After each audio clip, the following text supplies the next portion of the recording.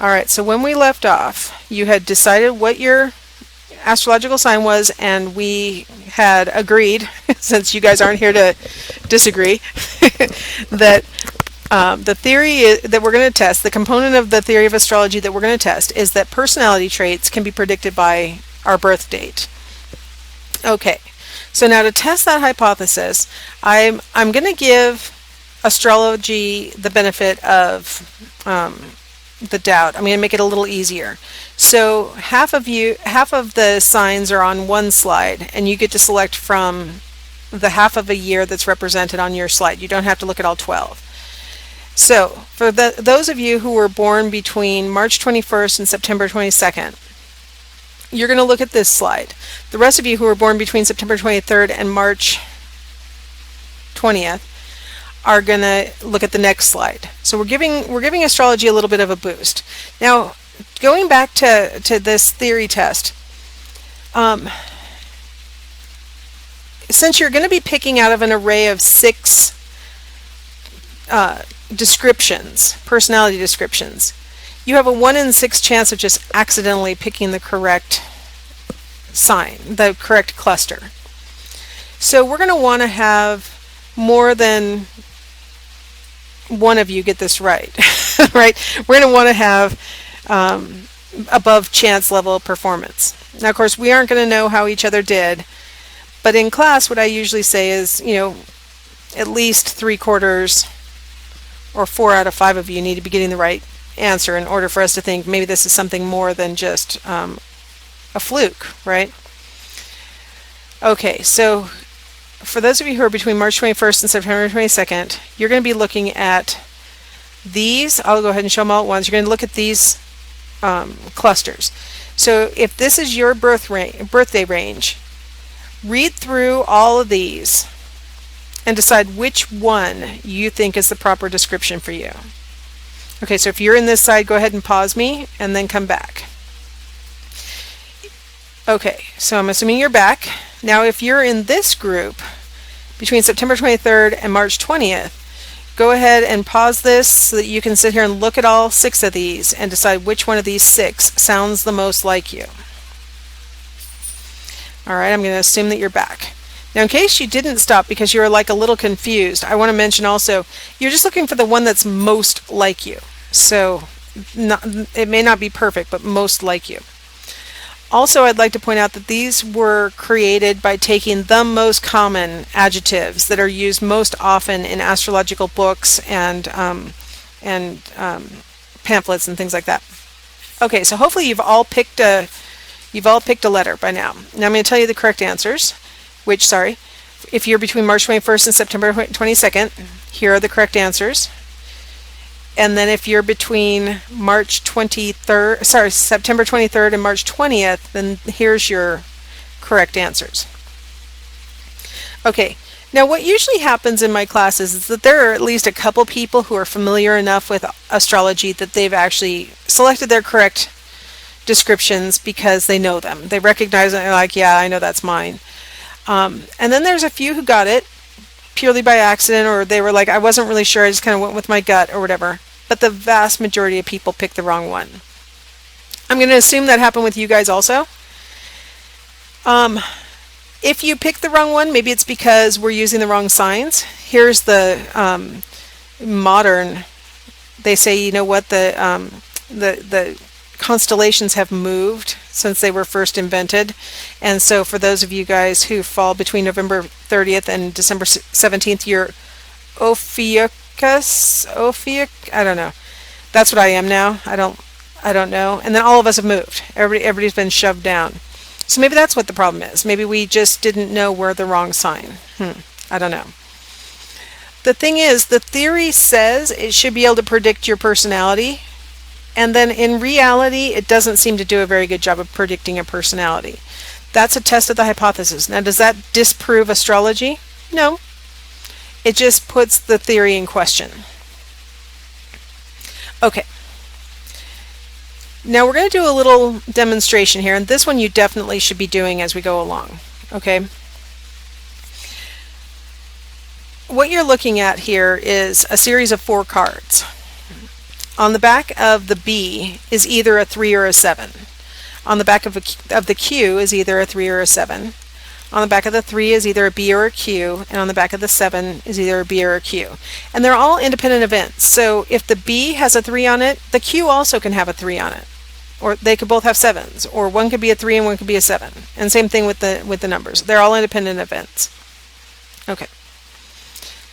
So, which card or cards should we flip over to test the hypothesis that if there's a B on one side, there's a 3 on the other side?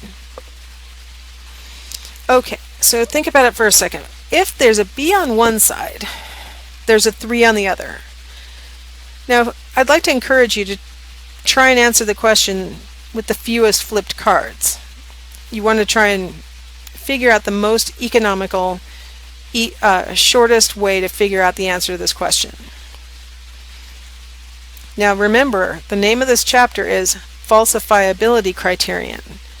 So we're going to test the hypothesis, and the best way to test this hypothesis is to attempt to falsify the hypothesis. So if there's a B on one side, there's a 3 on the other side. So we're really strongly drawn to confirm the hypothesis. You might be thinking to yourself, there are a couple there that I want to flip over and see if there's the right thing on the back of it. Try thinking about falsifiability. Try thinking about, what should I flip over to falsify the claim that if there's a B on one side, there's a 3 on the other? Okay, well, hopefully, if you need to think some more, pause me, because I'm going to move on. Most of the time, people will make an argument for flipping over the B, and that makes sense because it could support the hypothesis. So people are always interested in that. They want to flip it over and find the 3 on the back and say, see, I'm right. But it also is informative because if you flip it over and you find a 7, then you've got evidence that refutes the hypothesis. So that's actually a falsifiability test. So that one's actually a good one to flip over in that respect. But the problem with the B as our first place to go is that if we flip over the B and we find a 3, we potentially have just wasted our time, because all it did was support our hypothesis, and it didn't really seal the deal among these cards on the falsifiability question. I only put the Q there for symmetry, so if you're attracted to the Q at all, it really doesn't help, because if we flip over the Q and find a 3, that doesn't matter. Because it doesn't say if there's a 3 on one side, there has to be a B on the other, does it? It only says if there's a B on one side, there has to be a 3 on the other. So Q is irrelevant. If we flip over the 3 and we find a B, that'll support our hypothesis. So a lot of times people go, I want to flip the B and I want to flip the 3, because those are the two things involved in the hypothesis. Problem with the 3, though, is that it has no falsifiability component to it.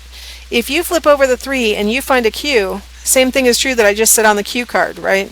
If you flip over that 3 and you find a Q, it does not say anything about that hypothesis, because the hypothesis only makes a prediction about what's on the other side of a B. It doesn't have a vice versa clause to it. There's no, if there's a 3, there has to be a B.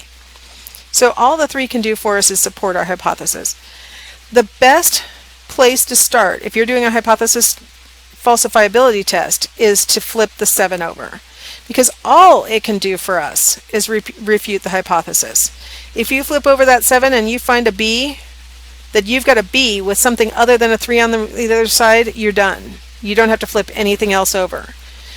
The problem with the B card, if we flip it first, is it might take us down a garden path of believing that we have evidence that is useful. But it's not necessarily as useful as if we flip the 7 first. If we flip the 7 first and we find a B, there's no point in flipping anything else over, because none of these things can override that refutation, that falsification. If we flip the 7 over and we find a Q, however, okay, our hypothesis is still viable. It's still in the running. So now you might as well flip over the B, because it does have that support or refute component to it. So you flip the B over second. If you find a 3, that doesn't mean the hypothesis is right. It just means that it's still viable. There's no point in flipping over the Q, and there's really no point in flipping over the 3. But because we are so averse to being wrong in our normal everyday thinking, Most of us don't even think to flip over the 7. Most of us would rather flip over the B and the 3 and potentially draw the wrong conclusion than possibly find out that our hypothesis has been falsified. Now just think, the this set of cards, you have no emotional investment in this. You have no dog in this fight. It doesn't matter really in the big scheme of things whether this hypothesis is supported or not. And still, you probably had an instinct to want to flip over B or 3 before you had an instinct to flip over 7.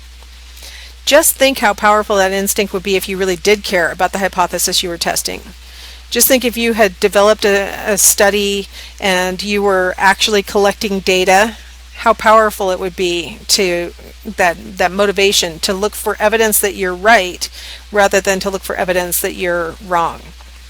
Just think if you were a conspiracy theorist and you really thought that, you can't trust the government, or you can't trust some other country's government, or you can't, or people are trying to hide Bigfoot from you. Imagine if you had a conspiracy theory approach, how drawn you would be to any little scrap of evidence that could support your interpretation, and how repelled you would be by any information that would undermine your interpretation. That's the problem with non-scientific thinking. In non-scientific thinking, we focus on confirming our hypotheses rather than trying to falsify them. So let's take a break here and we'll come back and we'll pick up with the confirmation bias.